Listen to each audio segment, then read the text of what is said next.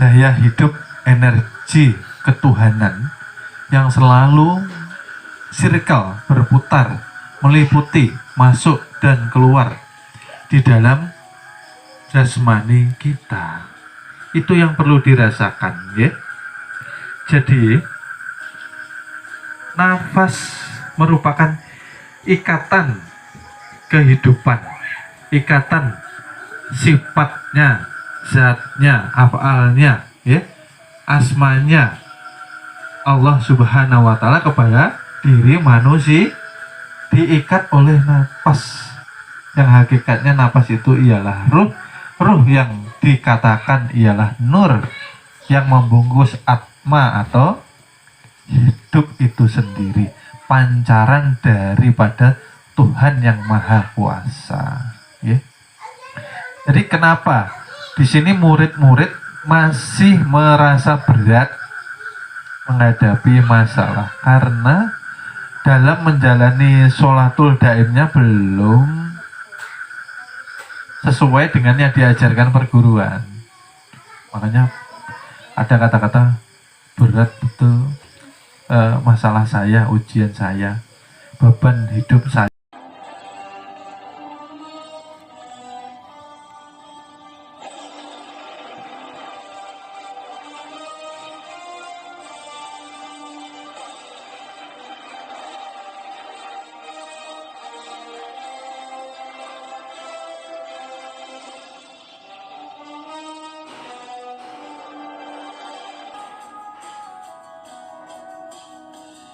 Sebelum kita mulai, saya terangkan dahulu yang ada di ujung. Penerangan untuk murid, diberi kotak karena selain murid tidak mendapatkan penerangan. Jadi apabila kita ingin mendapatkan penerangan, haruslah kita menjadi murid dari perguruan kita. Dan di sini ada perguruan ilmu ma'rifatullah. Bahwa perguruan itu adalah tempat untuk berguru, ilmu adalah pemahaman, ma'rifatullah adalah pengenalan diri, dan nantinya akan mengenal Allah Ta'ala. Paham ya? Jadi perguruan kita mengajarkan ilmu kenal diri dan nantinya mengenal Allah Ta'ala. Assalamualaikum warahmatullahi wabarakatuh.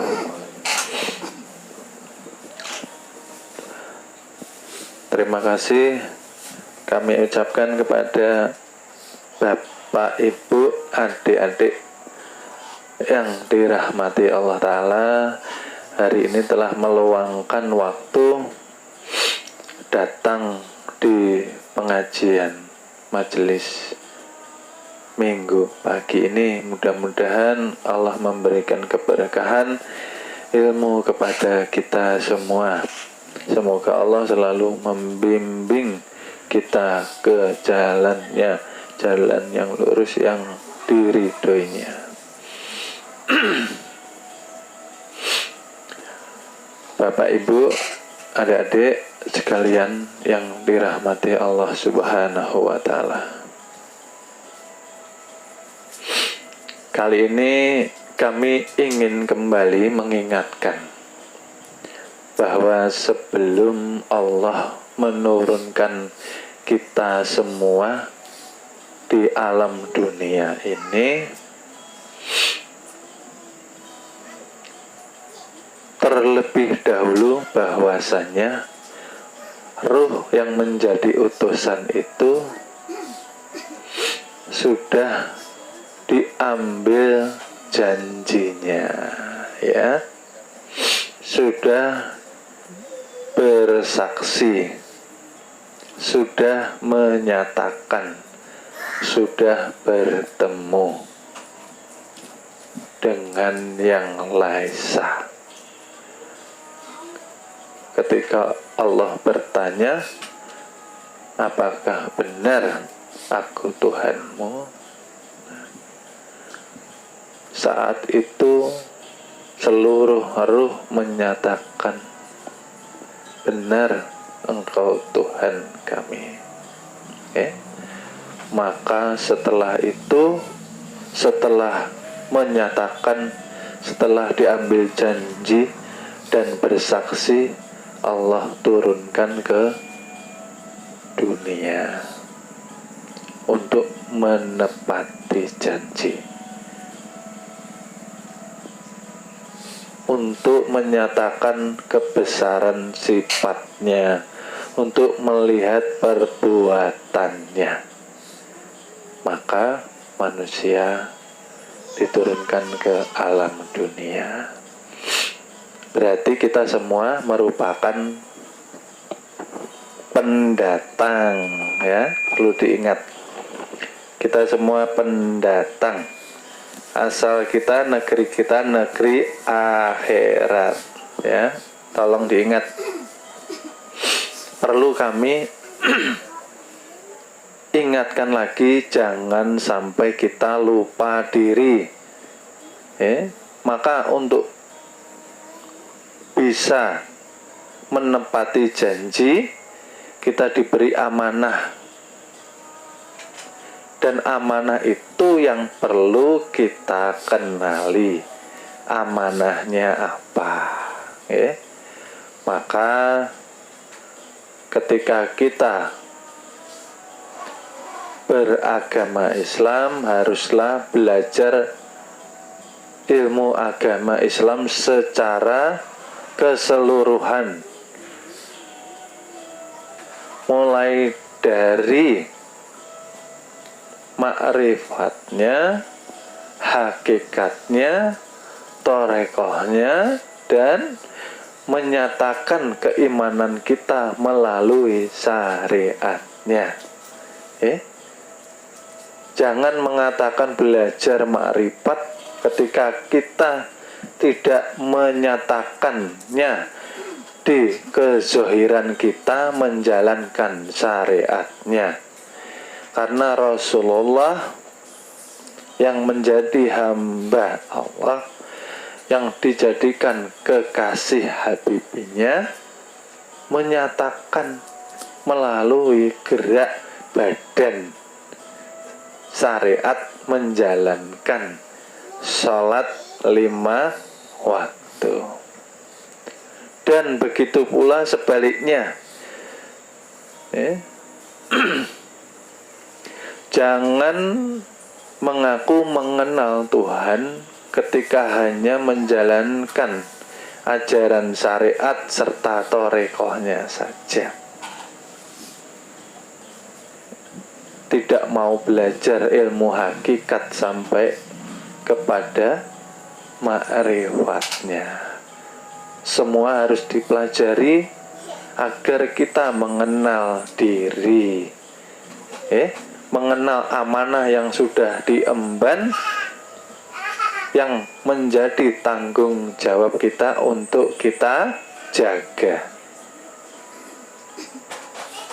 Maka mari kita kembali belajar siapakah diri kita yang sebenarnya, bahwa sesuai dengan yang sudah dijabarkan di pelajaran perguruan kita, bahwasannya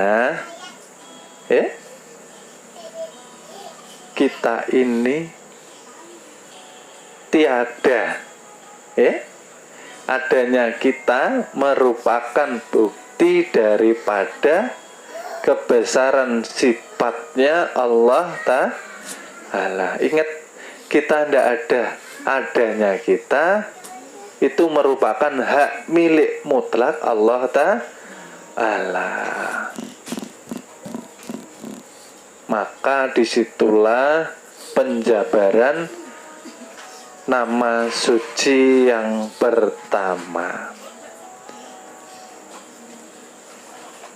Kembali harus ingat bahwa ketika ayah ibu mengumpulkan air rasa, itu pun atas kekuatan dan kehendak Allah Subhanahu wa Ta'ala, bukan kehendak kita. Karena ingat, yang menggerakkan badan jasmani ialah badan rohani. Yang mempunyai, yang menggerakkan badan rohani ialah yang Maha Laisa. Maka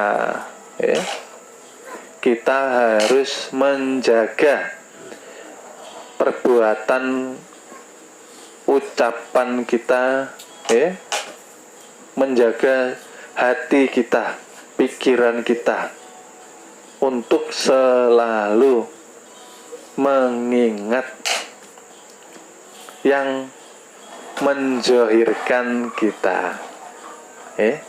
Karena itu penting agar kita tidak lupa diri. Setelah Allah mengambil janji manusia diturunkan ke dunia, banyak yang lupa, lari daripada Allah Subhanahu wa Ta'ala. Bukan mencintai Allah lagi, tapi mencintai dunia, mencintai material. Contohnya, kita sangat menyayangi badan jasmani kita, tapi tidak menyayangi dan memperhatikan kesehatan badan rohani kita. Banyak orang yang merawat badan jasmaninya, tapi lupa merawat badan rohaninya. Banyak kan? Secara zohir gagah, tampan, sehat. Secara batiniah, secara rohaniah kering. Seperti orang yang belum pernah makan. Karena rohani tidak pernah diberi makanan. Hanya zohirnya yang dipentingkan. Makanya tidak ada kekuatan. Kalau rohani sudah kering, tidak ada kekuatan, maka yang berkuasa atas badan jasmani ialah kekuatan nafsu 4. Jadi kita tidak bisa mengendalikan badan jasmani untuk selalu berbuat baik, apalagi mengingat Allah. Bisa mengingat Allah ketika datang ujian, ketika datang cobaan, baru ingat Allah, baru minta pertolongan Allah. Dan seperti itu kita sebagai murid harus mencegahnya. Ingat, membaca 3 nama suci mengembalikan jati diri, bahwa kita ini berjalan dengan sifat ketuhanan, bukan dengan sifat hewan dan sifat setan. Paham ya? Jangan memberontak dengan peraturan dari Tuhan. Tuhan sudah menurunkan Al-Quran. Tuhan sudah memberikan kekasihnya untuk turun ke bumi, menjadi junjungan Nabi besar, Nabi Muhammad bin Abdullah bin Abdul Muttalib, sebagai uswatun hasanah. Maka turunlah pula hadisnya. Itu satu contoh yang sudah nyata. Untuk apa? Untuk membimbing manusia ini sadar diri bahwa dia ini ialah bayang-bayang dari Sang Pencipta. Ingat lagi, ditarki lagi, dinaikkan lagi. Kezohiran kita merupakan bukti adanya zat wajibul wujud. Maka dari itu lazimkan la ilaha illallah. tiada yang nyata di seluruh dunia ini, melainkan semua itu hakikat wujud daripada Allah. Ya. Nah, makanya murid setiap geraknya diharapkan menjadi ibadah. Ya. Setiap gerak itu adalah kasih sayang dari Allah. Ya. Setiap gerak yang memberi kekuatan Allah melalui daya hidup. Tapi manusia banyak lupanya. Mohon maaf, akan kami lanjut ke episode berikutnya. Terima kasih. Adan duwe derajat pangkat, duwe bondo donya, nek uripe adoh karo sing gawe urip, niku sak dalan-dalan kesandung-sandung, kesrimpet-srimpet. Ning arep uripe kaya kula niki sarwa kekurangan, ning cedhak karo sing gawe jagat. Lakune ya kepenak, ora bakal kesandung, ora bakal kesrimpet. Kuwi mung penemune wong goblok. Penemune wong sing ora ngerti marang ilmu. Sing kandha sapa? Wong sugih, wong duwe derajat kok adoh karo sing gawe urip. Ming gumantung karo gone ngrasake. Ning mesti adoh karo sing gawe urip. Jalaran apa kok iso kaya kandha kaya mangkono? Mergo derajat pangkat niku sing iso micake wong. Bondo donya niku sing iso micake wong wekasan lali panembahe. Contone, mboten sanganggo conto sing kula dumuk, ning pirang-pirang teng donya niku gumlare menungsa. Sing kokean derajat pangkat, kokean bondo donya, wekasan mripate wuta karo sing gawe urip, terus ngawula karo bondo donya. Niku pirang-pirang